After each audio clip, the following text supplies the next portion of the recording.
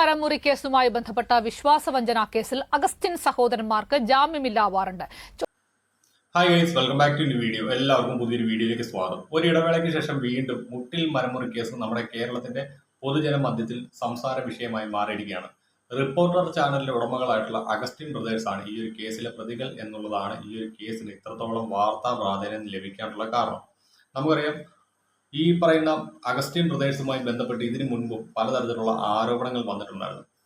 ഉദാഹരണം പറഞ്ഞാൽ mango phone കേരളത്തിലേക്ക് മെസ്സിയെ കൊണ്ടുവരുന്നു എന്നൊക്കെ പറഞ്ഞുകൊണ്ട് ഇവർ നടത്തിയ പല തട്ടിപ്പുകളും നമ്മുടെ കേരളം പലപ്പോഴായിട്ടും കണ്ടിട്ടുണ്ട്. അതേപോലെ ഒരു തട്ടിപ്പായിരുന്നു ഈ പറയുന്ന മുട്ടിൽ മരമുറി എന്ന് പറഞ്ഞത്. അതായത് സർക്കാർ വനഭൂമിയിൽ നിന്ന്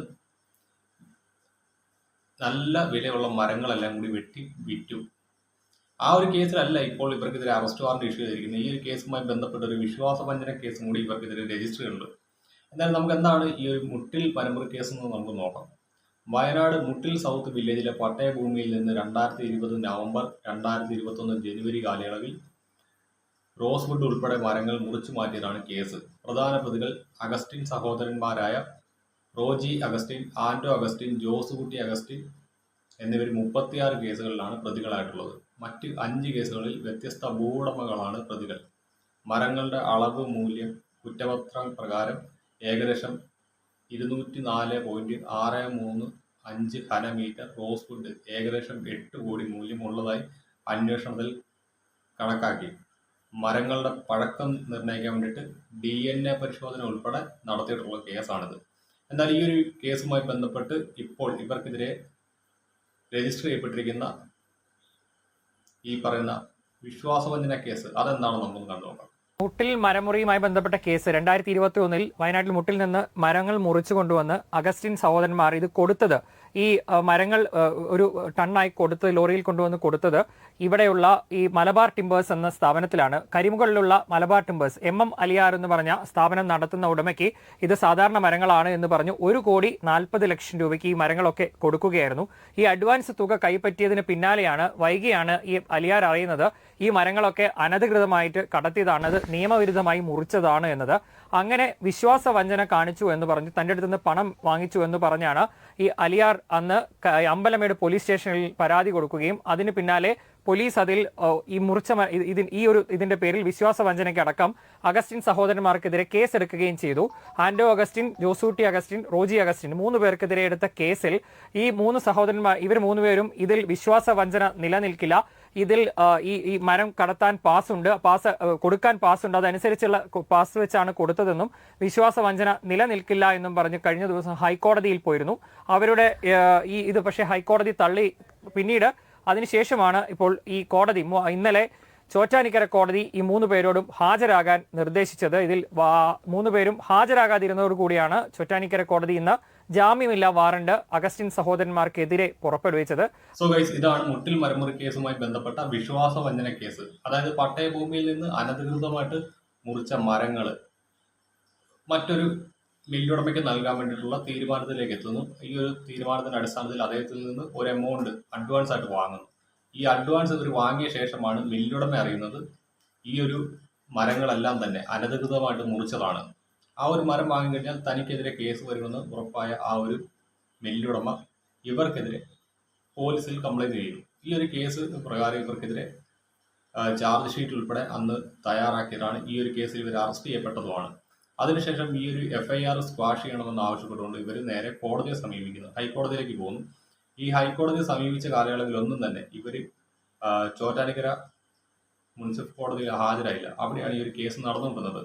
ഇവർ ഹാജരാവാത്തത് കൊണ്ട് തന്നെ ഈ ഒരു കേസിന്റെ ചാർജ് ഷീറ്റ് വായിക്കാൻ കോടതിക്ക് സാധിച്ചില്ല.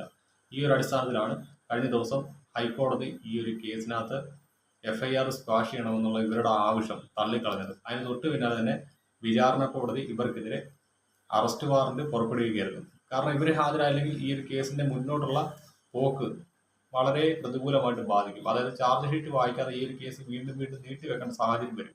ആ ഒരു വിഷയത്തിന്റെ പശ്ചാത്തലത്തിലാണ് നിലവിൽ ഇവർക്കെതിരെ ഇപ്പോൾ കോടതി അറസ്റ്റ് വാറന്റ് ഇഷ്യൂ ചെയ്തത്. അതിന്റെ അടിസ്ഥാനത്തിൽ ആന്റോ അഗസ്റ്റിനും ജോസഫ് അഗസ്റ്റിനും ഇന്ന് കോടതിയിൽ ഹാജരായിട്ടുണ്ടായിരുന്നു. മുട്ടിൽ മരമുറിയുമായി ബന്ധപ്പെട്ട വിശ്വാസവഞ്ചന കേസിൽ അഗസ്റ്റിൻ സഹോദരങ്ങൾ വിചാരണ കോടതിയിൽ കീഴടങ്ങി. തുടർച്ചയായി ഹാജരാകാത്തതിനാൽ ചോറ്റാനിക്കര കോടതി അറസ്റ്റ് വാറന്റ് പുറപ്പെടുവിച്ച് മണിക്കൂറുകൾക്കുള്ളിലാണ് ആന്റോ അഗസ്റ്റിനും ജോസൂട്ടി അഗസ്റ്റിനും കോടതിയിൽ കീഴടങ്ങിയത്. മറ്റൊരു പ്രതി റോജി അഗസ്റ്റിനോട് 13-ന് ഹാജരാകാൻ കോടതി നിർദ്ദേശിച്ചു. വയനാട്ടിലെ മുട്ടിൽ, മേപ്പാടി എന്നിവിടങ്ങളിൽ നിന്ന് മുറിച്ചു കടത്തിയ മരങ്ങൾ അഗസ്റ്റിൻ സഹോദരങ്ങൾ വിറ്റത് എറണാകുളത്തെ മരക്കമ്പനി ഉടമയ്ക്ക്. ഇതാണ് ഈ ഒരു കേസിനകത്ത് ഇപ്പോൾ നിലവിൽ സംഭവിച്ചിരിക്കുന്ന കാര്യങ്ങൾ. ഈ അറസ്റ്റ് വാറന്റ് ഇഷ്യൂ ചെയ്തതിന് തൊട്ട് പിന്നാലെ ആന്റോ അഗസ്റ്റിനും സഹോദരനായിട്ടുള്ള ജോസൂട്ടി അഗസ്റ്റിനും കോടതിയിൽ ചെന്ന് കീഴടങ്ങി. മറ്റേ ആളോട് ഇനി 13-ാം തീയതിക്കുള്ളിൽ ഹാജരാകണമെന്ന് കോടതി നിർദ്ദേശിച്ചിട്ടുണ്ട്. എന്നാൽ ഈ ഒരു കേസിന് ഇത്രത്തോളം പ്രാധാന്യം വന്നത് ഈ റിപ്പോർട്ടർ എന്ന് പറയുന്ന ചാനലിന്റെ തലപ്പത്ത് ഇവർ വന്നതുകൊണ്ടാണ്. ഈ റിപ്പോർട്ടർ ടിവിയുടെ തലപ്പത്തേക്ക് ഇവർ വന്നത് തന്നെ കേരളത്തിലെ വാർത്താ മാധ്യമങ്ങളോടുള്ള പകപോക്കൽ ആണ് എന്ന് ഒരു വിഭാഗം ആളുകൾ വാദിക്കുന്നുണ്ട്. കാരണം മറ്റൊന്നുമല്ല, ഇവരെ ഈ ഒരു മുട്ടിൽ മരമുറി കേസുമായി ബന്ധപ്പെട്ട് അറസ്റ്റ് ചെയ്തപ്പോൾ അന്നത് കേരളത്തിലെ വാർത്താ മാധ്യമങ്ങൾ വളരെയധികം ആഘോഷമാക്കിയിരുന്നു.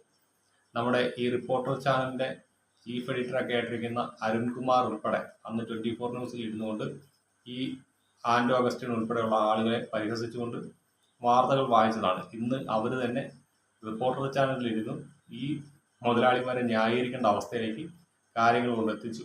അത് അവരുടെ മിടുക്കാണ് കേട്ടോ, അത് പറയാതിരിക്കാൻ പറ്റില്ല. എന്നാൽ ഇതാണ് ഇപ്പോൾ ലേറ്റസ്റ്റ് ആയിട്ട് വന്നിരിക്കുന്ന അപ്ഡേറ്റ് ഈ ഒരു വിഷയവുമായി ബന്ധപ്പെട്ട്. ബാക്കിയുള്ള ഡീറ്റെയിൽസ് അധികം വൈകാതെ വരും. ഈ ഒരു വിഷയത്തിനകത്ത് എൻഫോഴ്സ്മെന്റ് ഡയറക്ടറേറ്റ് ഉൾപ്പെടെ ഇടപെട്ട കേസാണ്. അതായത് ഈ പട്ടയഭൂമിയിൽ നിന്ന് കോടിക്കണക്കിന് രൂപയുടെ മരം മുറിച്ചു വിറ്റതുമായി ബന്ധപ്പെട്ട് ഹവാല ഇടപാട് പോലുള്ള കാര്യങ്ങൾ നടന്നിട്ടുണ്ടോ എന്നുള്ള സംശയത്തിന്റെ പേരിൽ ഈ ഒരു കേസ് ഇപ്പോൾ നിലവിൽ അന്വേഷിക്കുന്നത് എൻഫോഴ്സ്മെന്റ് ഡയറക്ടറേറ്റ് ആണ്. എന്നാലും ഇത്തവണ ഇവർക്ക് ഈസി വോക്കാവാൻ ചാൻസ് ഇല്ല.